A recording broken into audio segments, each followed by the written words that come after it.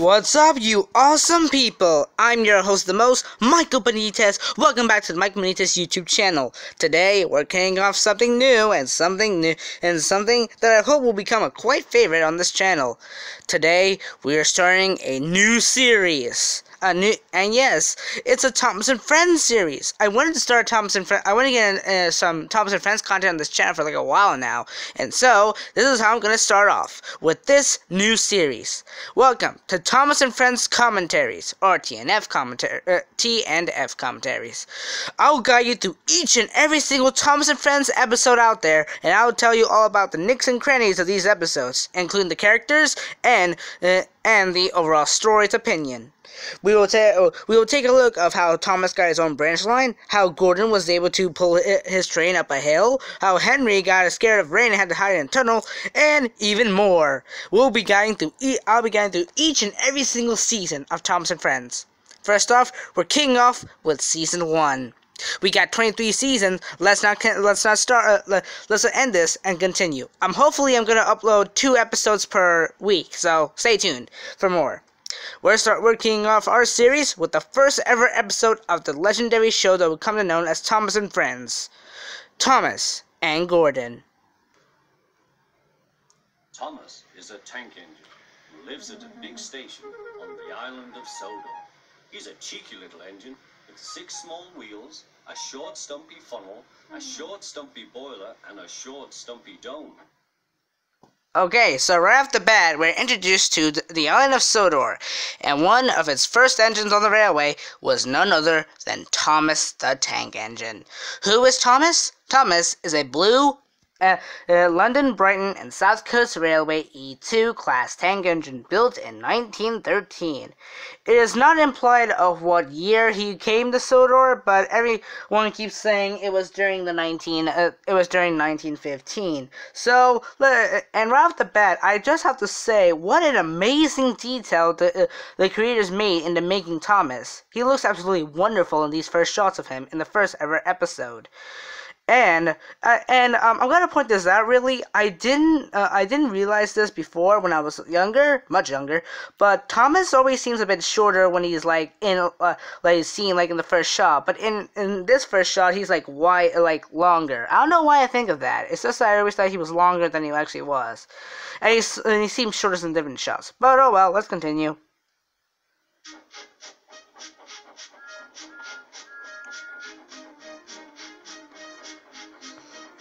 He's a fussy little engine too, always pulling coaches about ready for the big engines to take on long journeys.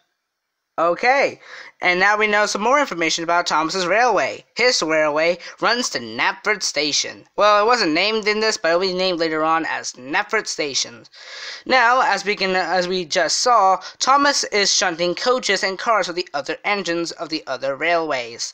Not other railways. But right off the bat, I'd just like to point out that the amazing strength Thomas has in that first scene when he pulls those coaches into the platform. I mean, there are like a whole lot of these coaches. Look how long they are, and I know at this point, like he's shunting them into the station, so he's like empty. But dear God, he's one powerful tank engine. He was able to pull 4 coaches to a platform without a single problem. And we see here 2 other engines. However, I will not introduce these characters until in prominent times. But watch this blue guy. You'll see him very soon.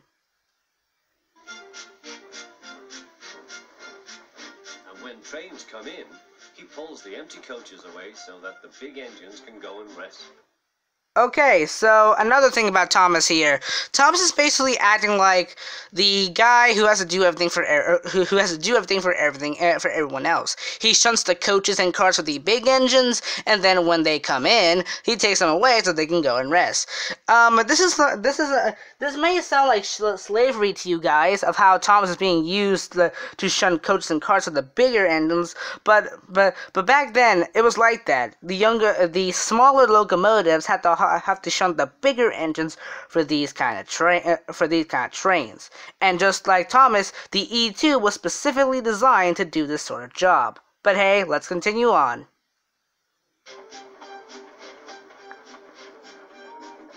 Thomas thinks no engine works as hard as he does. He loves loves playing tricks on them, including Gordon, the biggest and proudest engine of all. Okay, now we got some more information. Not only is Thomas a working engine, he's also a cheeky engine. Loves pulling tricks on the other engines. And in that scene, we saw one the green engine and a red engine. Watch that red guy. He'll come very interesting. However, we are introduced to the, how should I say this, big bully of the team.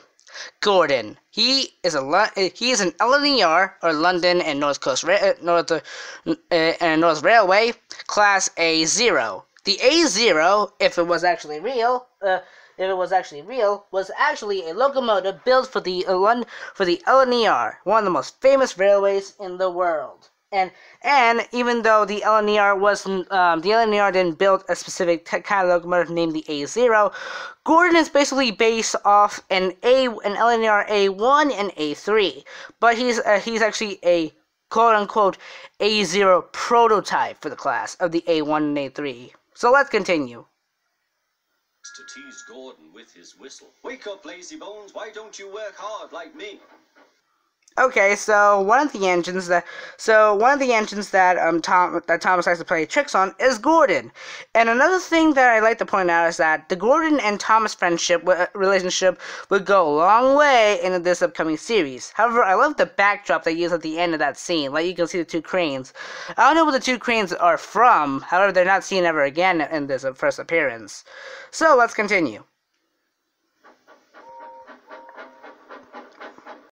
Okay, so now Gordon, just like his bases, was built to pull the Big Express, the most important train on the island. However, at this point, Gordon is the only engine that is actually able to pull this train. But trust me, that's going to change really quick in the upcoming episodes. One day after pulling the Big Express, Gordon had arrived back at the sidings very tired. He was just going to sleep when Thomas came up in his cheeky way. Wake up, lazy bones, do some hard work for a change. You can't catch me. And off he ran laughing. Wow, Thomas, we're only starting the series and you're already becoming rude. Don't worry, this will continue on. Now, I just like Gordon's surprised look on his face in this scene. Trust me, whenever I see this mask, I always love this mask because it always makes him funnier. And I love the extra detail they put in the scene and the few workmen. Let's continue, shall we? Instead of going to sleep again, Gordon thought how he could get back at Thomas. Foreshadowing, anyone? Now, I can tell that, right off the bat, you can tell that Gordon is that guy you don't want to mess with. But trust me, in the later episodes, you're gonna find out he's that guy who you do not want to trust. Thomas wouldn't wake up. His driver and fireman couldn't make him stop. Smug face. His fire went out and there was not enough steam. Okay, this is the first time we see the figurines used for this series, and they look pretty darn neat. I've always wondered how they were able to do this when they started the series. I always thought that they made size versions of these figurines and used them in sets. I don't know, probably they did. Nearly time for the express. People were waiting, but the coaches weren't ready. Okay, so that means something else. That means Thomas is supposed to take the coaches to the station around a good amount of time before the passengers arrive. But thanks to Thomas's fire not relaying properly, he was unable to get there in time. At last, Thomas started. Oh dear, he yawned. He fussed into the station where Gordon was waiting. Hurry up, you, said Gordon. Hurry yourself, replied Thomas.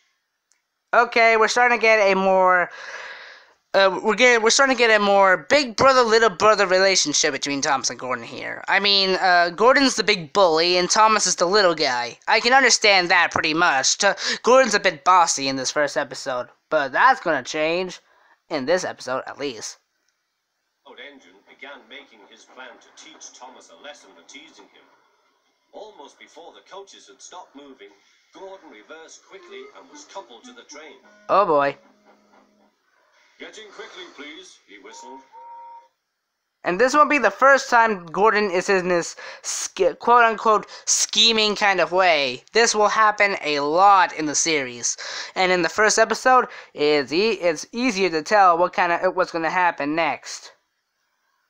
She usually pushed behind the big trains to help them start, but he was always uncoupled first. This time, Gordon started so quickly they forgot to uncouple Thomas. Gordon's chance had come. Okay, when I first watched this episode, I was actually kind of confused about this entire scene. And I'm surprised Gordon doesn't get in trouble at the end of this episode. I mean, so basically what he did was basically, before they could uncouple Thomas from the coaches, he was able to set off taking Thomas with him.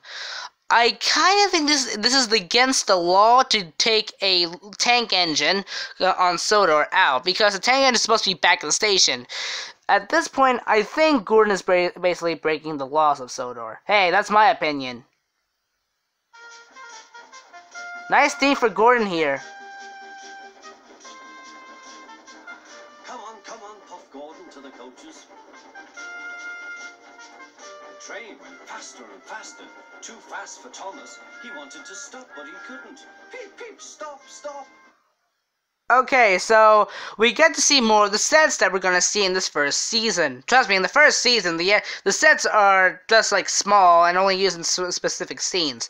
But we see here Henry's tunnel, and who is Henry? You'll find out soon. Hurry, hurry, hurry, laughed Gordon. You can't get away, laughed the coaches. Okay, this is also a thing that actually got me kind of confused. It is clearly stated that Gordon's coaches can talk, but they don't have a face. It makes no sense to me, because how would the coaches be able to talk if they didn't have any faces? That's the thing I couldn't understand, and I hope you guys can clear that out for me in the comments. Like, how can they talk even though they don't have faces? And trust me, this is the first time we get to see Thomas's tired face in this scene, and it's actually kind of cool to see it, and it's actually kind of funny to see the way he is.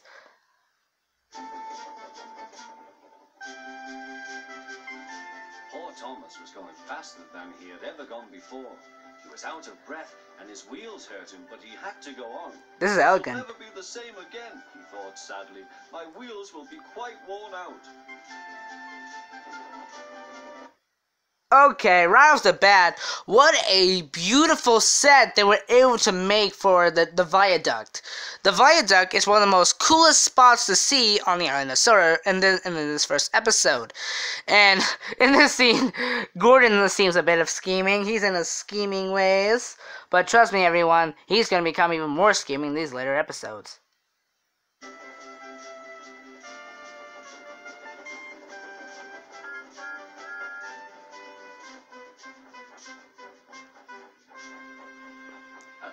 They stopped at a station. Welcome to Wellsworth Station, the second station that was introduced in this in the series. The first being Nafford, the big station at the end of the first of the line. However, one thing that I really don't really think of that is right in this episode, and some of the episodes to come, Wellsworth Station is acted like it's the last station on the island. I mean, it's a big island. There's no way this could be the last station on the island. But okay, Gordon goes forwards, not backwards. So it is clearly seen that the trains don't just back up when they come back when they get to Wellsworth. They just continue on to some other station.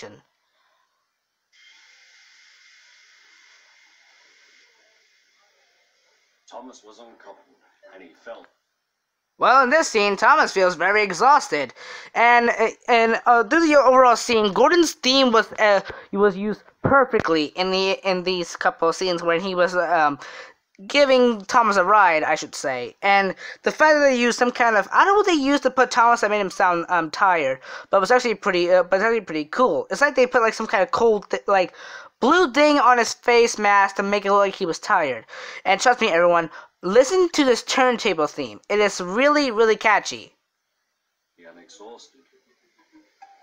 Next, he went onto a turntable, thinking of everyone laughing at him.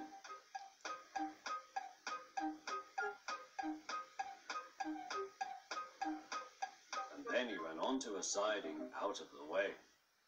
Remember? See what I tell you? That is a pretty catchy theme, and I wish they used it later on in the episodes. They will, but I'm a bit spoiling myself at this point, and I'm not gonna spoil anything else that will happen later on. Oh, little Thomas, chuckled Gordon. Now you know what hard work means, don't you? Poor Thomas couldn't answer. Well, yeah, well, I can tell why he didn't answer. He's really tired. Gordon, you are a pompous brat in this episode. Trust me, he'll get worse. He just puffed slowly away to rest and have a long, long drink. Okay, at this scene, Thomas looks a bit derpy. Maybe I don't have to tease Gordon to feel important, Thomas thought to himself, and he puffed slowly home.